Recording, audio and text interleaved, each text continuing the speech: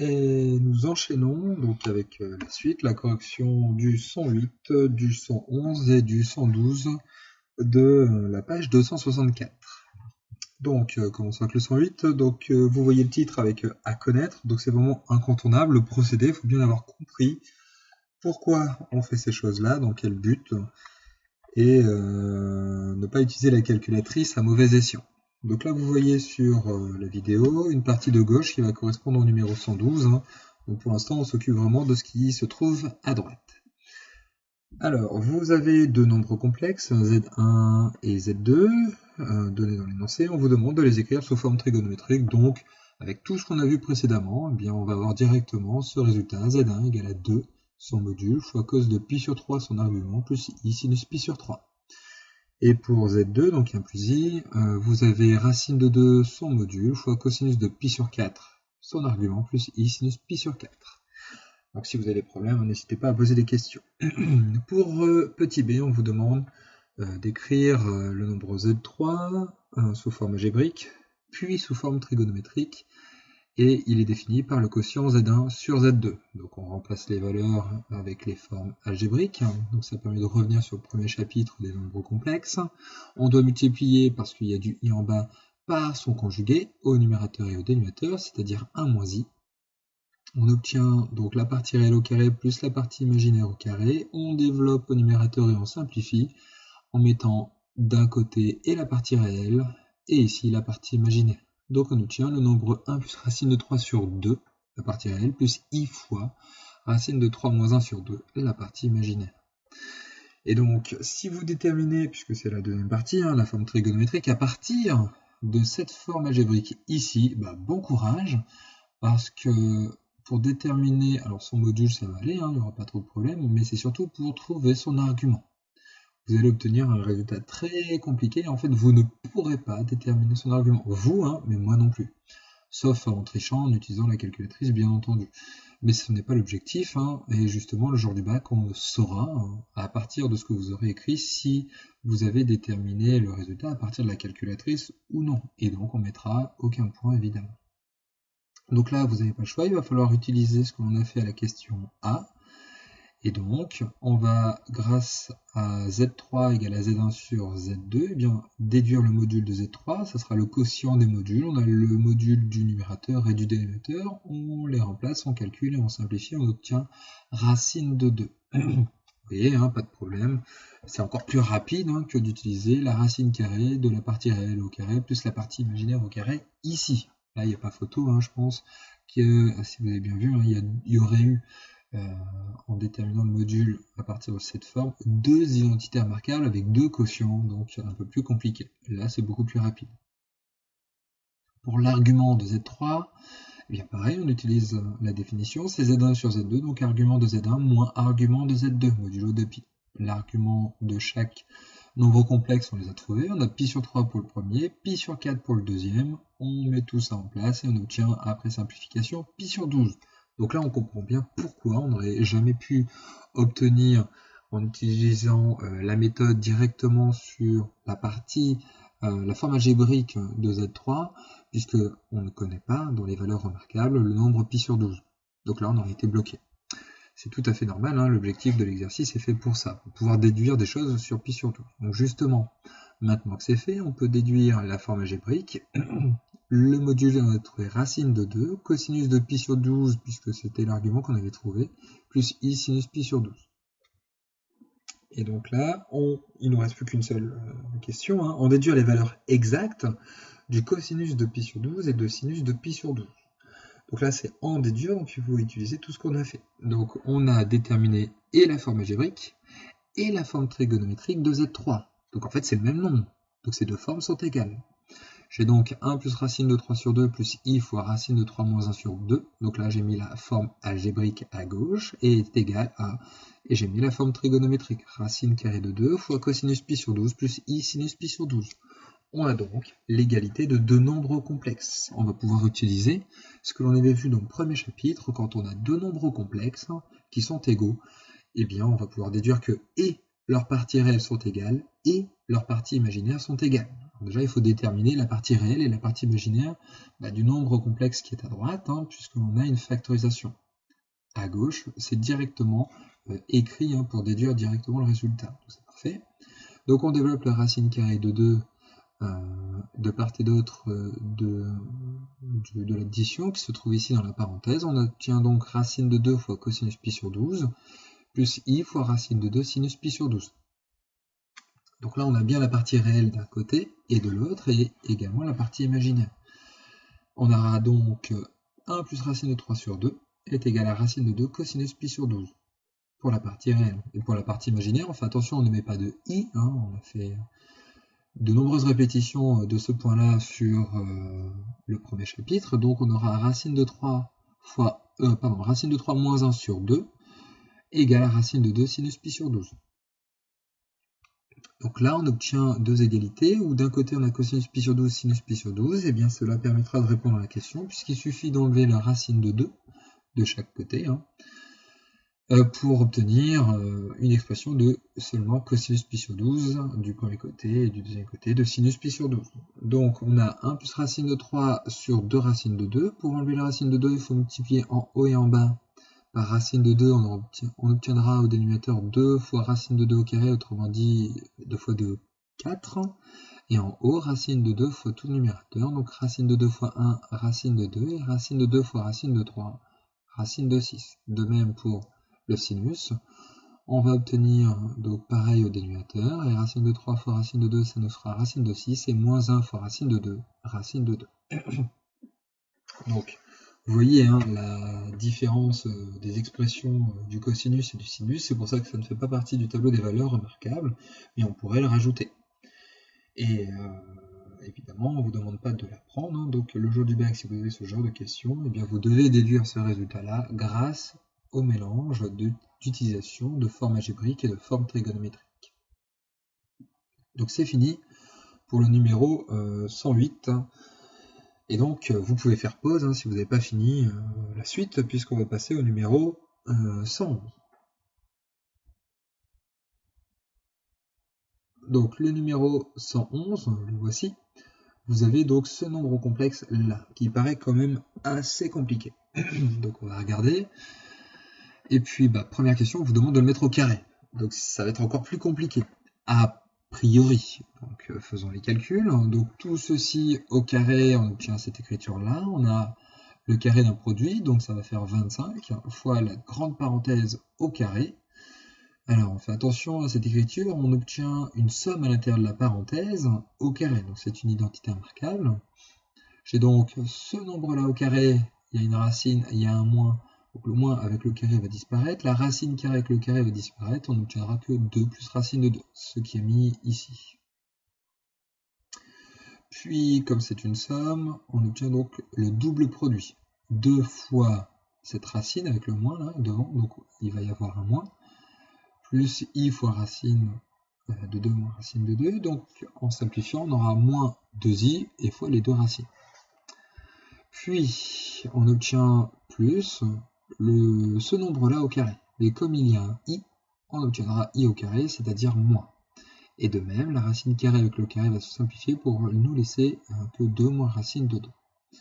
On simplifie tout ça, donc avec le moins qui est ici, on y va un peu plus vite. Donc 2 là, moins 2 disparaissent. Racine de 2 moins racine de 2, ça nous en fait 2 racines de 2. Et ici, de même, on peut simplifier. Donc j'ai moins 2i qui est laissé, et j'ai racine carrée d'un nombre fois racine carrée d'un autre nombre. Donc je peux simplifier en une seule et même racine, et puis je mets les deux facteurs dessous. J'aurai donc une grande racine de 2 plus racine de 2 fois 2 moins racine de 2. Et j'obtiens une nouvelle identité remarquable. Cette fois-ci la troisième. A plus B, facteur de A moins B.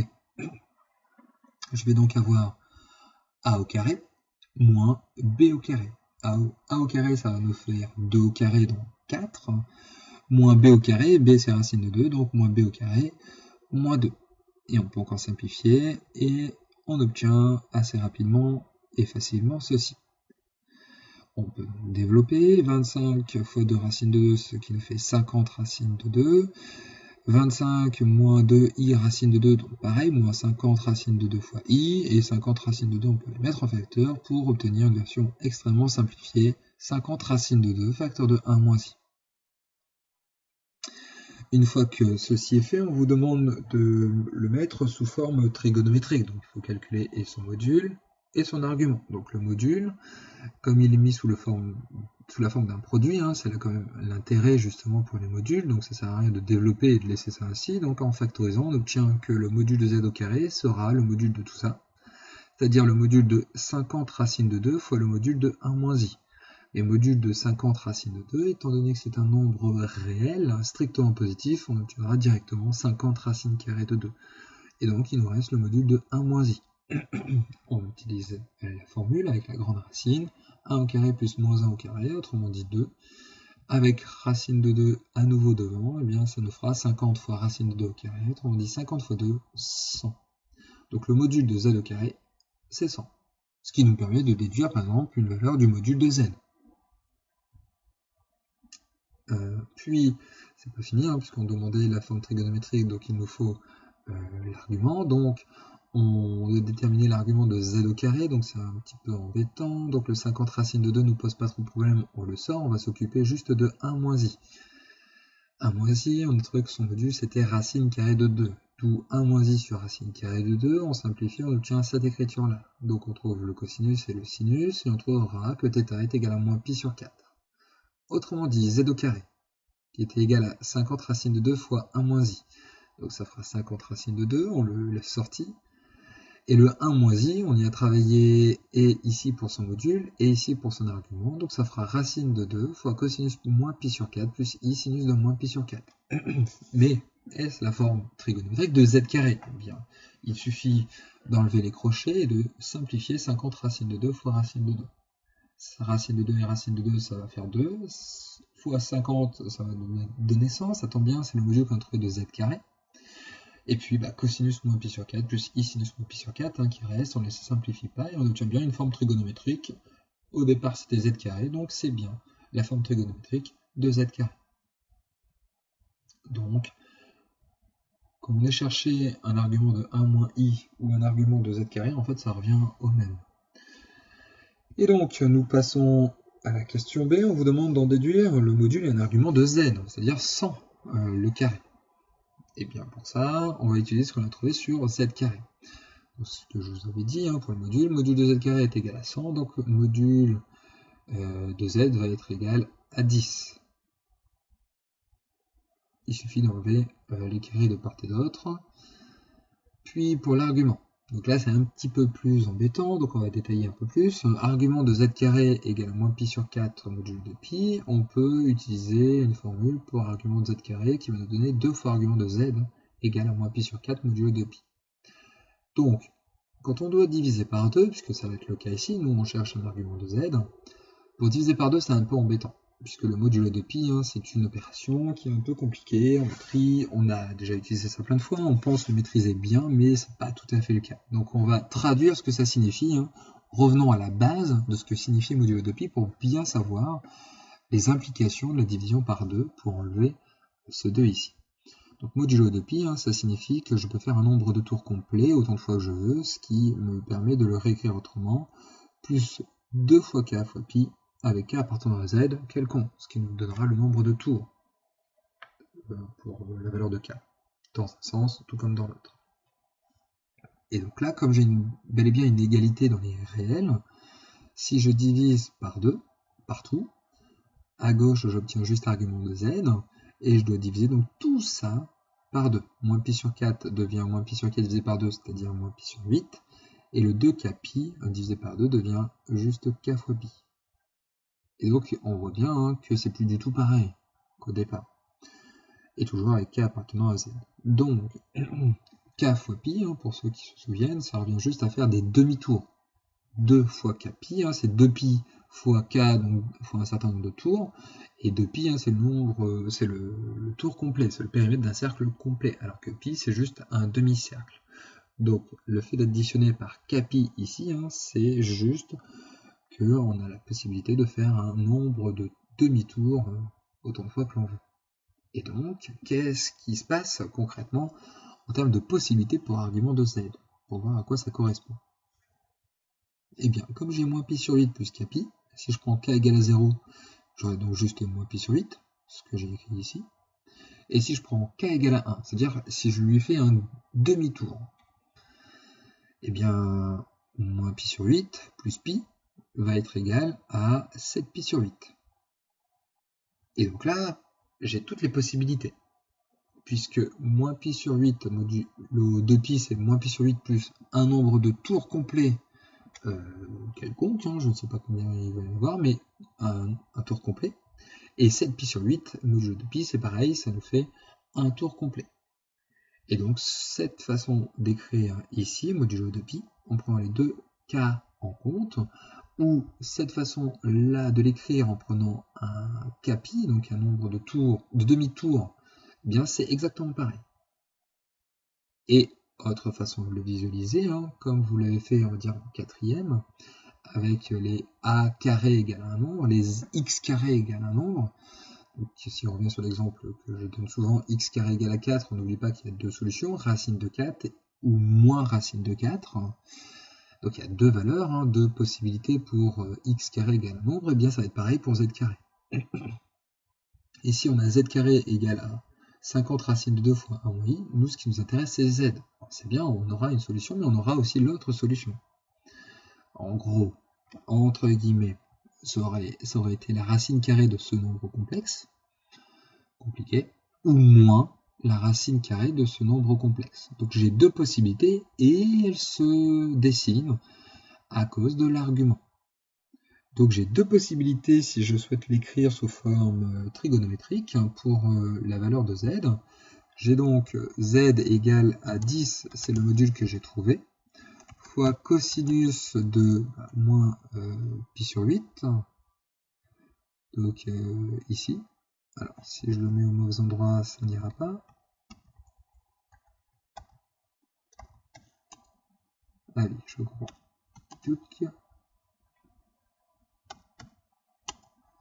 Plus i fois le sinus du même nombre.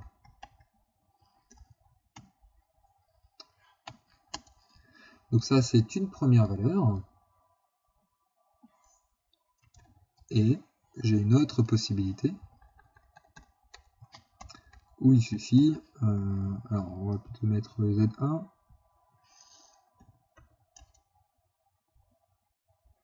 et ici Z2. Et donc, le nombre qui correspond avec l'argument, on a trouvé c'est 7. Et ici, pareil. Donc voilà les deux valeurs possibles. Et moi, je dois trouver ce qui est important là pour le Z qui a été donné. Donc c'est celui-ci. Donc lequel correspond à cette valeur-là. Alors je sais que le module étant le même dans les deux cas, hein, le module de ce nombre-là, c'est 10, et d'ailleurs j'aurais pu le calculer, hein, puisque je peux déterminer et la partie réelle et la partie imaginaire, et donc j'aurais trouvé 10. Alors ce qui va être le seul moyen de trouver lequel des deux correspond bien à notre Z à nous, bien ça va être le placement dans les différents quartiers du cercle. Regardons le signe de la partie réelle et le signe de la partie imaginaire. Alors, 5 est un nombre réel positif, donc ça ne pose pas de problème sur le signe. Par contre, là, je vois que la partie réelle est ici, et elle possède un signe moins. Donc déjà, je suis dans le côté ouest, soit dans le quartier numéro 2, soit dans le quartier numéro 3. Puis la partie imaginaire est un nombre positif. Ce qui fait que, là je n'ai plus le choix, je suis forcément dans le quartier numéro 2. Regardons ce qui se passe avec ça. Donc là, ici, c'est les arguments qui me le donnent. Moins pi sur 8 me dit que je serai dans ce quartier-là, le quartier numéro 4. Donc, ce nombre-là, c'est pas possible qu'il soit le nombre correspondant à Z. Donc lui, il va falloir l'éliminer. Par contre, ce nombre-là, l'argument c'est 7 pi sur 8, donc c'est comme si j'avais fait un demi-tour complet, mais il manque un pi sur 8. Donc je suis ici quelque part, et je suis bel et bien dans le quartier numéro 2. Donc ce nombre-là est le candidat qui m'intéresse, et celui qui correspond au nombre Z. Donc ça, c'est z, à cause des arguments. J'espère que c'est bien compris, hein, je répète. Là, ici, mon argument, c'est moins pi sur 8, ça me dit que c'est dans le 4e quartier, hein, puisque d'ici 0, donc jusque là, moins pi sur 2, et bien moins pi sur 8, il fait partie, donc je suis forcément dans cette partie-là. Alors, évidemment, hein, je suis à un module égal à 10, donc beaucoup plus loin. Là, je n'arrive qu'à module 5. Là, ici, d'ailleurs, mon cercle correspond à tous les nombres qui ont pour module 4, avec un angle compris entre 0 et moins pi sur 2, modulo de pi. Donc tous mes points sont ici, il n'y en a pas d'autres. Encore une fois, c'est un avantage de visualiser ça sous la forme trigonométrique. Par contre, cosinus de 7pi sur 8, eh bien, je suis dans cette partie-là. Donc là, ici, je ne vois que les modules 4. Et donc, c'est beaucoup plus loin, mais ça ne peut que coïncider avec Z, à cause des signes de la partie réelle et de la partie imaginaire. Donc, là, ici, hein, je suis dans le quartier numéro 2. Alors, évidemment, le jour du bac, hein, si vous devez déduire ça de cette façon-là, il va falloir bien l'écrire. Hein. Quartier 1, 2, 3, 4, c'est plus une convention, donc moi j'utilise, mais peut-être que le correcteur, le jour du bac, ne l'utilisera pas. Rien n'empêche hein, de faire un petit dessin et de dispatcher hein, votre plan complexe, avec l'axe des imaginaires purs, l'axe des réels, de dire quartier numéro 1, quartier numéro 2, quartier numéro 3, quartier numéro 4, de sorte à être le plus explicite possible pour le correcteur. Et donc, vous aurez tous les points, puisque vous serez clair. Et donc, il nous reste un dernier exercice, le numéro 112. Donc pareil, si vous voulez faire pause ici, vous pouvez, hein, afin de prendre un peu plus de temps grâce à ce qu'on a vu, hein, parce qu'il va falloir réutiliser ça dans le numéro 112. Donc n'hésitez pas à arrêter la vidéo là, à la reprendre après avoir corrigé le numéro 112 au cas où vous étiez bloqué. Donc là, j'enchaîne avec le numéro 112, qui est un peu long. Alors, hop. Donc, à peu près le même procédé, vous avez un nombre complexe A, donc qui est écrit ici, racine de 2 moins racine de 3, moins i, facteur de racine de 2 plus racine de 3. Et de même, on cherche à avoir des informations sur ce nombre-là, mais on ne connaît pas trop, donc c'est un peu compliqué. Ici, alors c'est particulier, hein, ces nombres-là, qui n'ont pas été choisis, on va dire, de façon au hasard, c'est pas en mettant au carré que tout se résout, hein, évidemment. Des fois c'est autre chose, c'est d'autres méthodes, mais comme on vous le demande, c'est qu'a priori ça va marcher. Donc, calculons a au carré, on fait attention au calcul, et on va obtenir moins 2 racines de 3, moins 2i. On vous demande après de déterminer son module et un argument, donc évidemment vous avez bien compris l'énoncé, hein, c'est pas le nombre a dont il est question, c'est le nombre a au carré. Donc son module, on calcule, on va trouver 4, on divise, alors on a pris tout le nombre, hein, pas comme tout à l'heure dans le 111, donc a carré divisé par 4, on simplifie, on trouve la partie réelle, donc cos θ égale à moins racine de 3 sur 2, et la partie imaginaire sin θ égale à moins 1 demi, ce qui nous donne moins 5pi sur 6. Hein, vous pouvez revenir sur le cercle trigonométrique, hein, peut-être que vous l'avez fait en brouillon, hein, je vous invite à le faire, à vous entraîner à le faire, ce sera une méthode que vous allez certainement utiliser à tout moment, en tout cas sur le cercle trigonométrique, donc il faut que vous soyez capable de le refaire par vous-même, sans faute et assez rapidement. Et donc on conclut avec la forme trigonométrique, même si ce n'était pas demandé dans le numéro 112. Donc j'ai 4, facteur de cosinus de moins 5pi sur 6, plus i sinus de moins 5pi sur 6.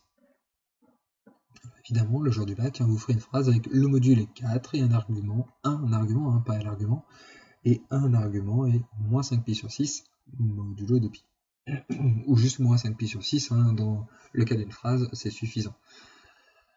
Puis, puisque c'est un argument, on ne vous demande pas tous, là ici c'est plutôt tous les arguments, quand on met modulo de pi, puisque c'est plus de kpi, hein, par définition, donc on prend une valeur de k entier relatif quelconque.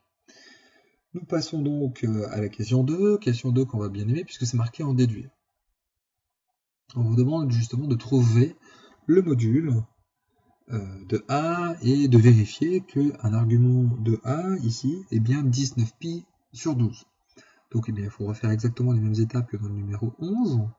Vous avez pour module de A au carré, on avait trouvé 4, donc module de A c'est 2. Là ça se fait assez rapidement. Donc, de même, argument de alors ici j'ai mis z, mais là c'est a au carré, qui est donc égal à 2 fois argument de a, modulo de pi, et bien c'est moins 5pi sur 6. Bon, j'ai explicité le modulo de pi en plus de kpi, où k appartient à z, donc je peux diviser par 2 et j'obtiens, alors j'ai mis des z partout, mais évidemment, alors on peut laisser ici z, hein, puisqu'on ne connaît pas encore le module de a, l'argument de a, donc bon, laissons z et voyons de quoi ça s'agit pour le a. Argument de z, c'est moins 5pi sur 12 plus kpi. Donc, si on regarde toutes les possibilités sur un cercle entier, il faut prendre cette valeur-là et la même et additionner de pi. Comme ça, on aura les deux parties, celles qui sont opposées, hein, symétriques par rapport à l'origine du repère. Donc si je fais plus pi, donc autrement dit on est sur 12, donc ça fera plus 12 pi sur 12. 12 moins 5, ça fait bien 7. Et on obtient deux possibilités sur notre cercle, moins 5 pi sur 12 et 7 pi sur 12. Donc pour l'instant, le 19 pi sur 12 est un peu loin. Mais pour l'instant, on n'essaie pas de tricher. Hein. C'est l'une de ces deux valeurs-là. On va voir après. Donc, comme z carré est égal à a au carré, hop, eh bien on a deux solutions de cette équation-là, hein, c'est soit A, soit moins A, exactement comme dans le numéro 111. Mais laquelle va nous correspondre pour nous, pour A, hein, il faut être capable d'associer à soit moins 5pi sur 12, soit 7pi sur 12, et bien c'est comme tout à l'heure. Exactement pareil avec le signe de la partie réelle et le signe de la partie imaginaire. Donc, regardons pour nous notre A. La partie réelle, cette fois-ci, elle est positive, contrairement au 111, et la partie imaginaire, donc moins racine de 2 plus racine de 3, on n'oublie pas ce moins, hein, sinon c'est un peu foutu. Et donc forcément, on se trouve dans le quatrième quartier, cosinus positif, sinus négatif. Donc le A, il est ici. D'ailleurs, spoiler, hein, il est même précisément là. Mais bon, allons-y tranquillement, on est dans cette partie-là. Donc il faut trouver l'argument, hein, donc soit moins 5pi sur 12, soit 7pi sur 12, qui correspond à cette valeur. Donc c'est pas parce qu'on est dans la partie négative hein, que forcément c'est moins. Si je fais moins 3pi sur 2, hein, j'obtiens ici un nombre qui se trouve dans la partie entière supérieure, donc on fait attention aux valeurs, hein, on n'y va pas trop vite. Donc 5 sur 12 est un nombre qui est un petit peu plus petit que 6 sur 12, donc 1,5.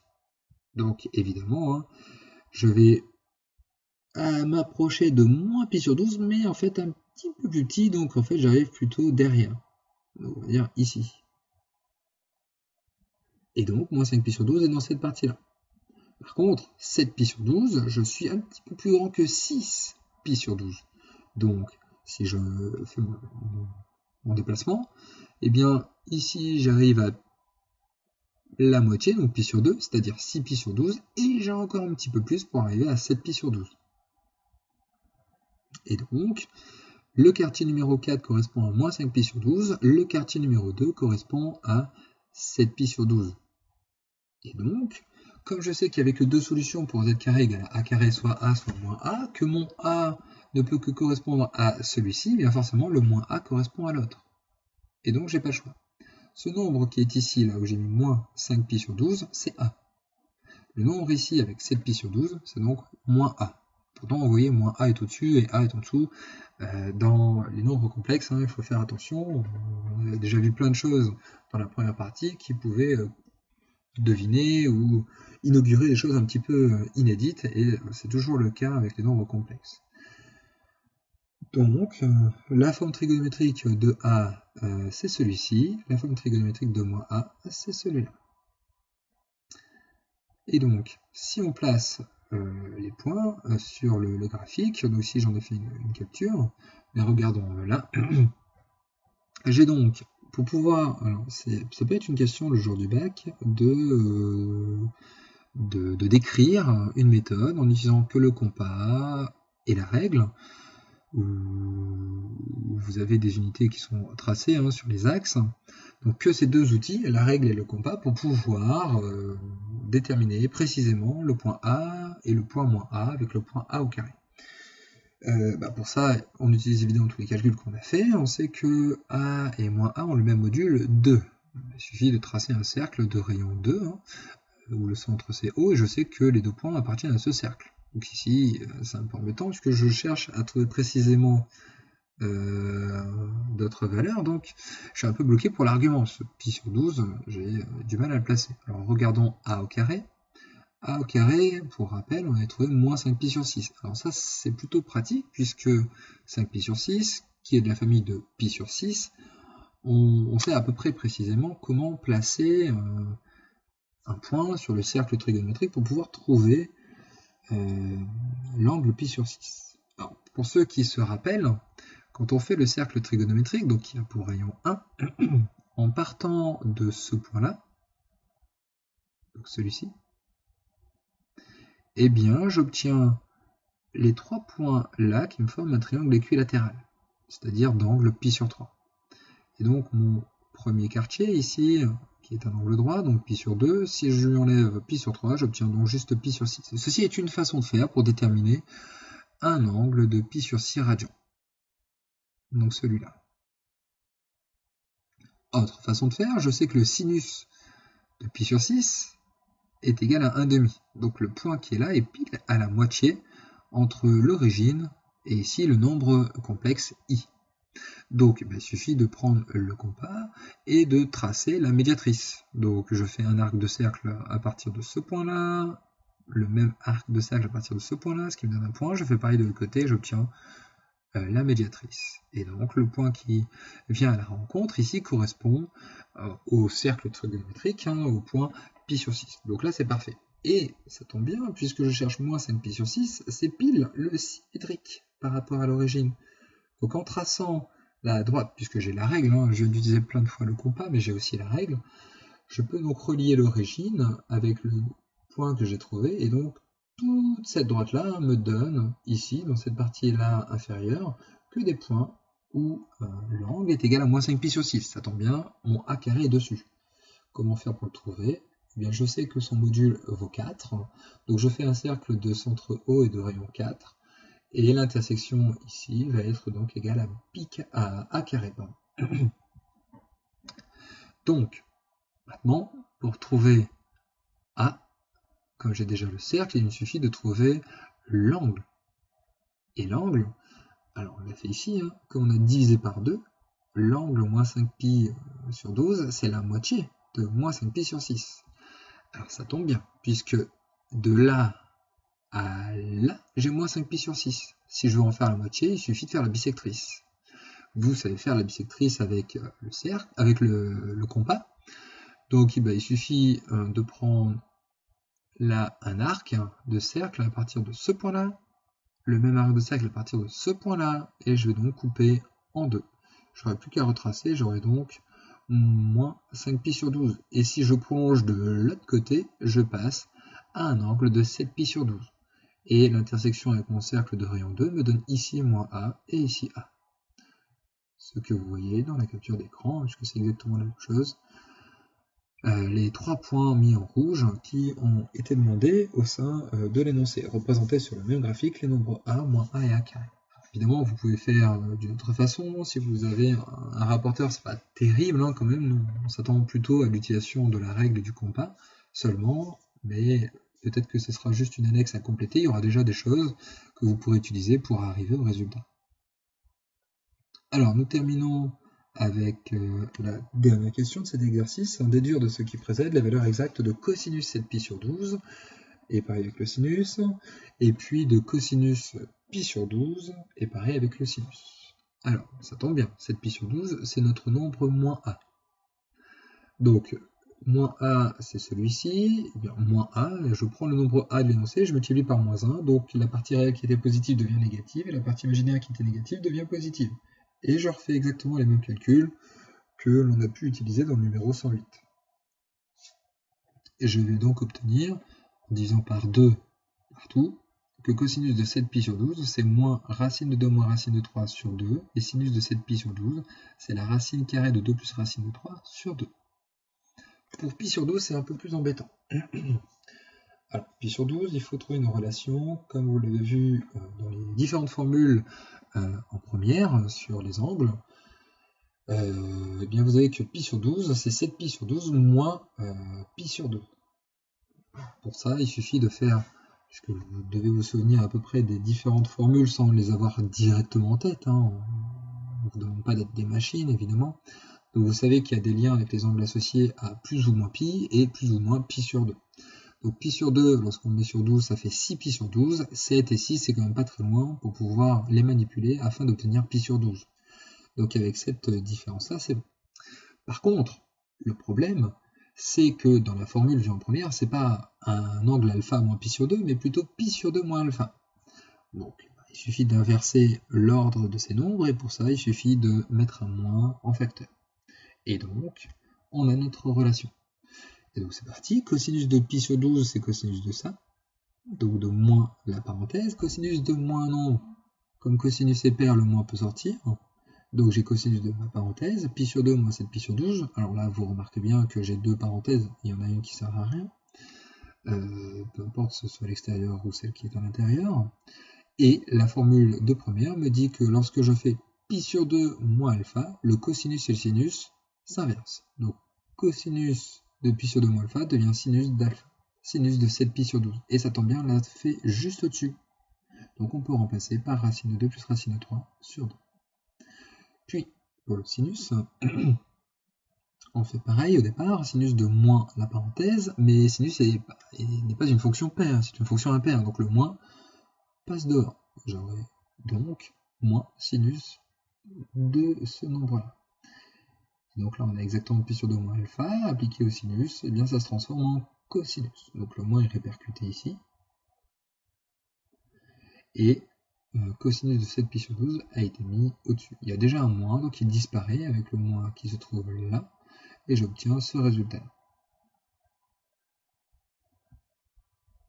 Vous pouvez vérifier avec votre calculatrice, hein, non, ça doit le faire, que cosinus pi sur 12 et sinus pi sur 12 vous donnent ces résultats-là, alors à peu de choses près. Des fois, l'écriture n'est pas tout à fait pareille. Donc évidemment, l'utilisation de la calculatrice est assez limitée. Mais néanmoins, si vous regardez les valeurs décimales, c'est exactement la même chose que ce que l'on vient de trouver. Ce qui déjà nous rassure, puisque ce que l'on a trouvé est correct, hein, d'une part, parce qu'une erreur de calcul est vite arrivée, mais vous n'aurez qu'une façon d'exprimer cosinus de pi sur 12 et sinus de pi sur 12. Alors, si je ne me trompe pas, c'est avec racine de 6, racine de 2 ou racine de 3, peut-être pas sur 2 mais sur 4, donc quelque chose dans ce style-là, et évidemment le jour du bac on s'y attend, donc il suffit de prendre la calculatrice et de vérifier les résultats, et de constater qu'on n'a pas la même chose. Donc évidemment, si vous mettez le résultat attendu à la calculatrice, eh bien ce sera 0, évidemment. Donc voilà, c'en est terminé pour la correction de ces trois exercices.